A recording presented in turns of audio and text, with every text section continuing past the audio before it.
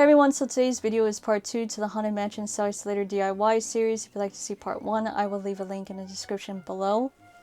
So when you're looking at Sally Slater's stretching portrait, you see at the bottom she's standing on a very brittle rope over an alligator in the swamp. And so I really wanted to recreate the stretching portrait aspect into my Disneybound. So I decided what better way to do that than to make an alligator purse. I really love how he came out. I think he looks adorable. The alligator plush, I ended up thrifting him online, and I also thrifted the bamboo handles as well. And I decided to just hand stitch the whole thing because I know a lot of people don't have sewing machines, and I really want this DIY to be as recreatable as possible. So if you'd like to see how I made this adorable alligator purse, stay tuned. I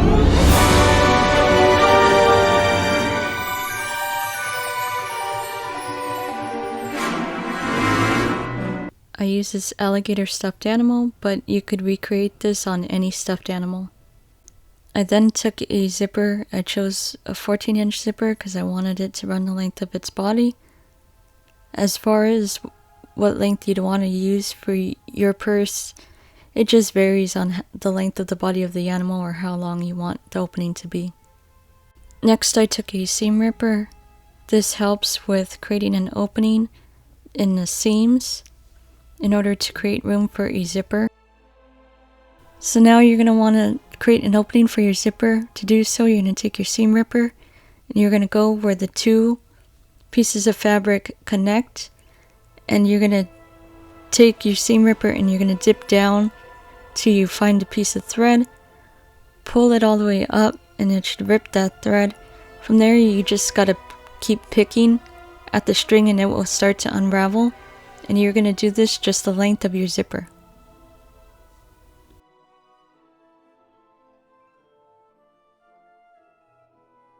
A quick tip is when you do this, you want to be sure that you are only tearing at the thread that's holding the fabric together. You do not want to be tearing the fabric because that will create a hole, and that will create an issue later on when you go to put it in your zipper.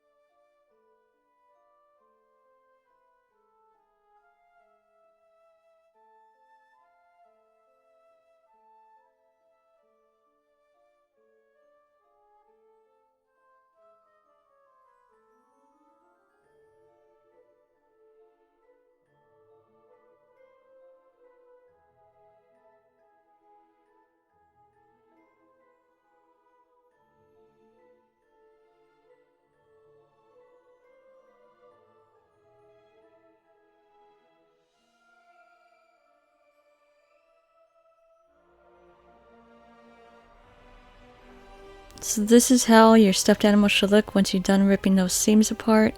The fabric that was held together should be open now, and you should have the stuffing exposed that's inside the stuffed animal. Next is the fun part. What you're going to want to do is you're going to take the stuffing out of the stuffed animal. You don't want to take too much out to where it becomes an empty stuffed animal, but you want to take enough out that you'll be able to put a pouch inside it, because again it's going to become a purse, so you want to have a deep enough pouch to put any items that you need to put into your purse. One thing that helps is if you take your hand and you kind of just smash down the stuffing as well. So another tip as well for how much stuffing to take out of the stuffed animal is you could use whatever items that you plan to put in there as kind of your reference. So for me, I have to always have a water bottle on hand because of my health condition, because I easily get dehydrated.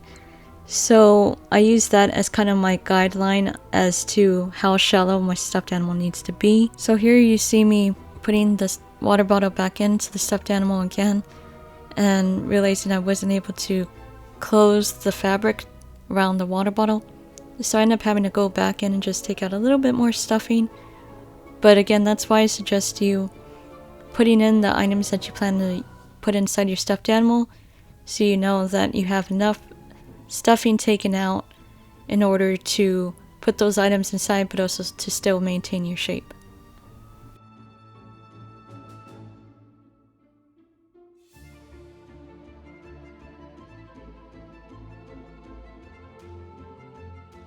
Next, you're going to want to measure out your fabric. You want it to be at least an inch longer than your zipper for the width. And then for the depth, you're going to want to measure the inside of your stuffed animal, and you're going to make the depth of the fabric about an inch longer than the depth that's inside the stuffed animal. This allows for seam allowance when we go to hem in the fabric. Now you're going to want to cut your fabric to the length you need.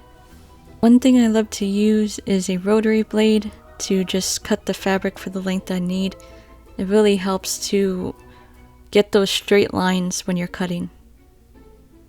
Next, I took some pins and I folded in the right side of the fabric about 1/2 inch. The reason why I did this was because when I cut the fabric started to unravel, and that could cause fraying in the future when you go to use the purse. So by folding it in on the rough side where it's already starting to unravel, it seals in the pouch and it prevents future tearing when we go to use the purse itself, and it really creates just that clean seam.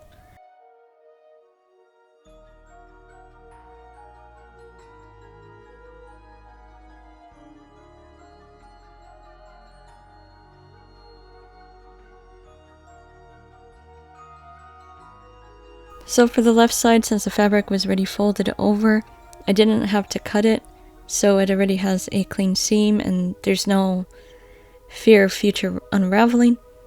So what I did was I just pinned the two pieces of fabric together. This is how it should look when both sides are pinned down.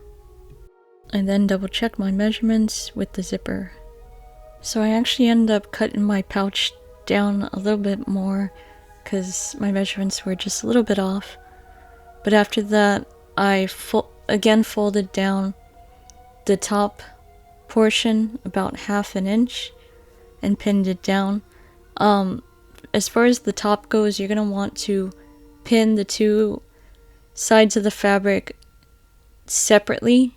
You're going to want to just pin the 1/2 inch down to itself on each side, because you want to have an opening in order to attach that zipper.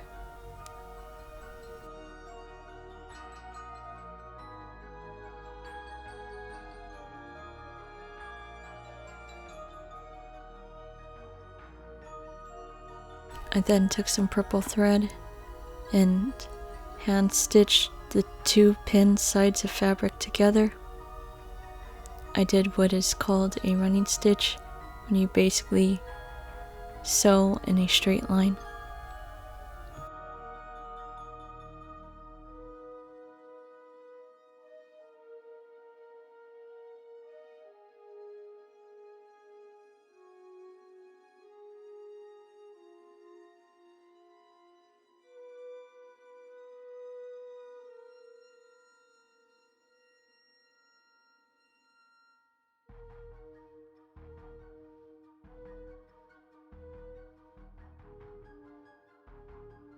When you're done, it will look like this. I then repeated the running stitch next to the one that was just completed. The reason why I did this was to reinforce the seam, since I am going to be having a water bottle in it. Just wanted to make sure that the seam's going to be strong enough to withhold the weight of a water bottle. You'll want to repeat this on the other side. Now we're going to be sewing the opening of the flaps. Remember to keep them separate when sewing them, because we need to have this opening in order for it to be the pouch for the purse, and also to sew it to the zipper. So for each side of the flaps, I only did a single running stitch. The reason why I did that is because we're going to be sewing the pouch not only into the alligator, but also into the zipper that we're going to be using.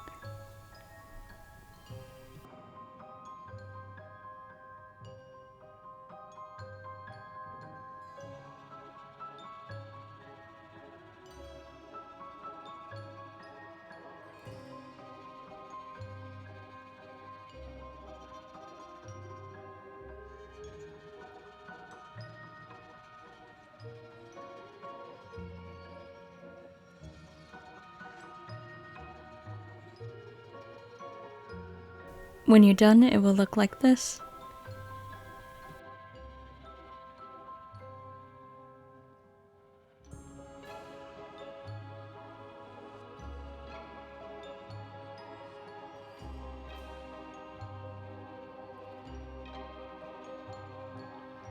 Next, you're going to want to stuff the pouch into the stuffed animal. You might want to flatten the stuffing around it. That's okay if you need to, because what we are about to do right now is we're actually going to open up the pouch and pin the pouch into the stuffed animal, therefore preparing it for when we're about to sew it in.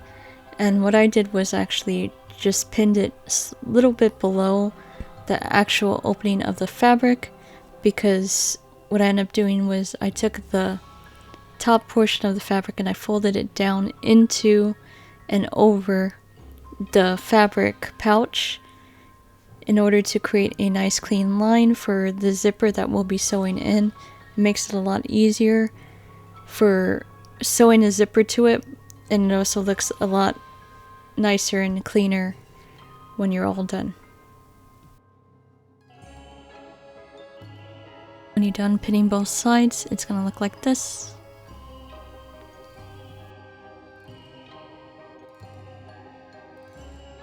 Next, I took 2 shades of brown thread in order to blend in the thread with the multicoloring of the alligator. It helps to kind of better hide the thread itself. And then I went ahead and I just did a running stitch throughout the alligator. And while I was doing that, I took the fabric and I folded it down over the pouch. Again, that's just to create a clean seam, not only for the zipper, for when you go to close it, it's going to be easier to open and close it, but also just so it looks a lot more presentable. Also, be sure to remove the pins as you go while you sew, just so that way the pins don't get sewn into the purse and possibly snag it on something that you put in there in the future.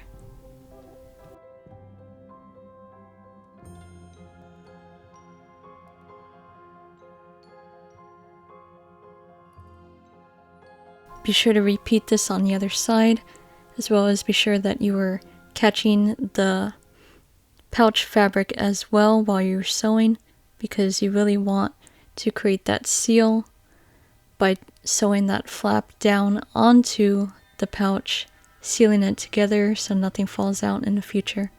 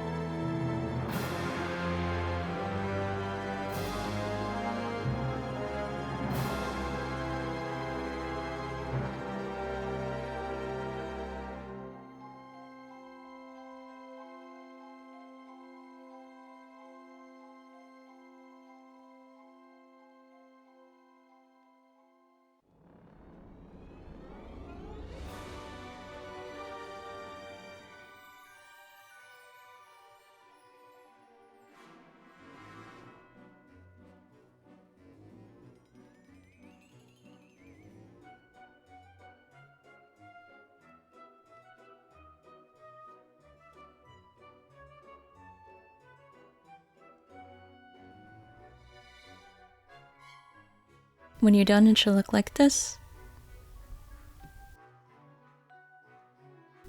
Next, you're going to want to unzip the zipper and then just lightly stuff it into the pouch. The reason why you're going to separate the zipper is so it makes sewing the zipper a lot easier. You're going to want to sew each side directly into the flap that we had created earlier when we had made that seam. And you're going to just want to keep stitching all the way through. I just did a running stitch again. It is just the easiest stitch to do.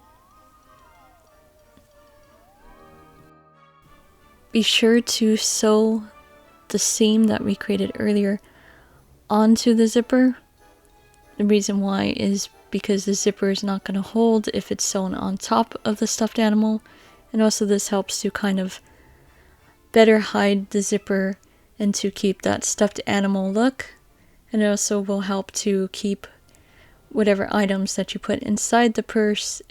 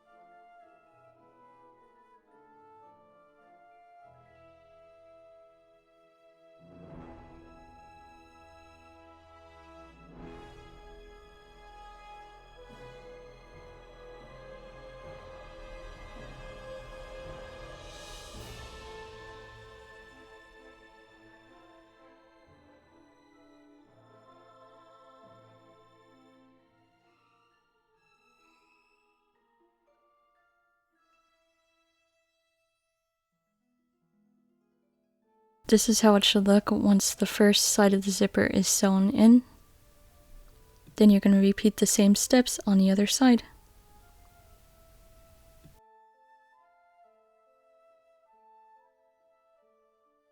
Your stuffed animal should look something like this once it's all sewn in, and you should be able to easily open and close the zipper now. And now it's starting to look more like a purse. Lastly, we're going to be making the handles. So I end up using this old soft shell full leather glasses case. I unstitched the sides of it, and I loved how it had like a felt lining inside. If you have full leather ribbon at home, that works too. What I end up doing is I end up cutting 4 strips of leather ribbon out of this. I also ended up using this pink ribbon as a guide for the width and length that I needed for those straps. I went in and evened out the straps because these are going to hold in the handles that I have for my alligator purse. And you're going to want to do this 4 times. So my camera had died, but I grabbed the 4 straps and I had dabbed some brown fabric paint on top of them to create a scale effect. So these bamboo handles were also thrifted, and those straps we made earlier are going to be used to sew the handles into the alligator. I then took one of the straps and I had looped it through one of the rings on the handle. From there, I started to sew the strap into the alligator. One thing you're going to want to do is you're going to want to leave a gap in the top of the strap, so that way the handle is able to fluctuate from the top to the bottom, allowing you to be able to access the zipper Otherwise, if the handles are too stiff, you're not going to be able to access the zipper at all, or even be able to put things inside the pouch.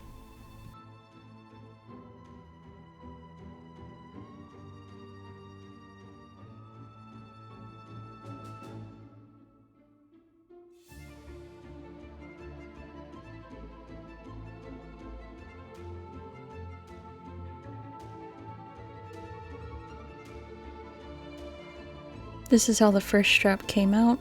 As you could see, I sewed in a U shape.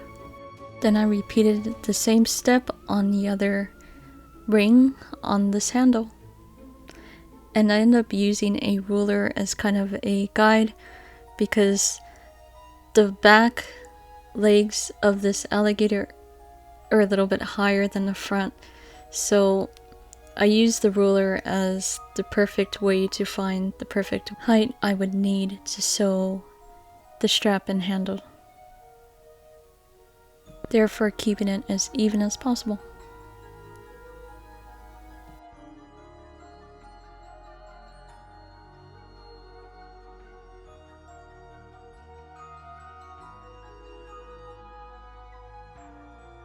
I love how the coloring and texture of the straps really blended in really well with the alligator scaling.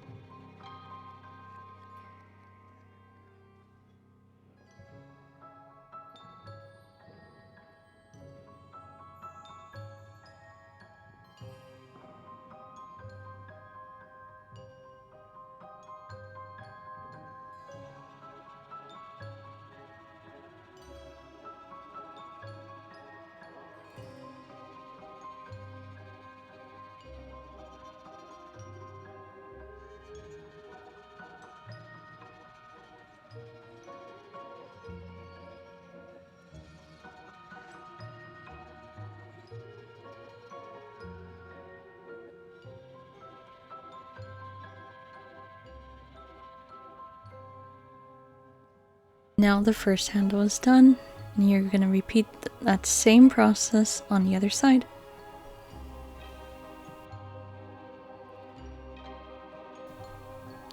Now the handles are complete, and so is the alligator purse.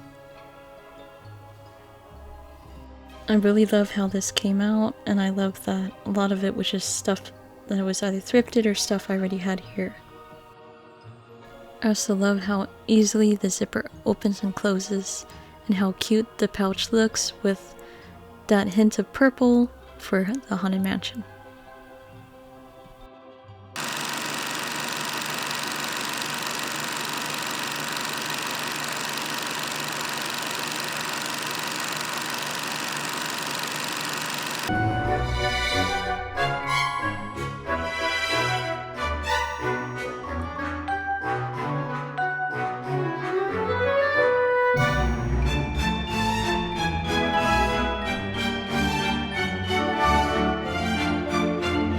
If you liked this video, be sure to hit the like and subscribe buttons for future uploads. Thanks for watching.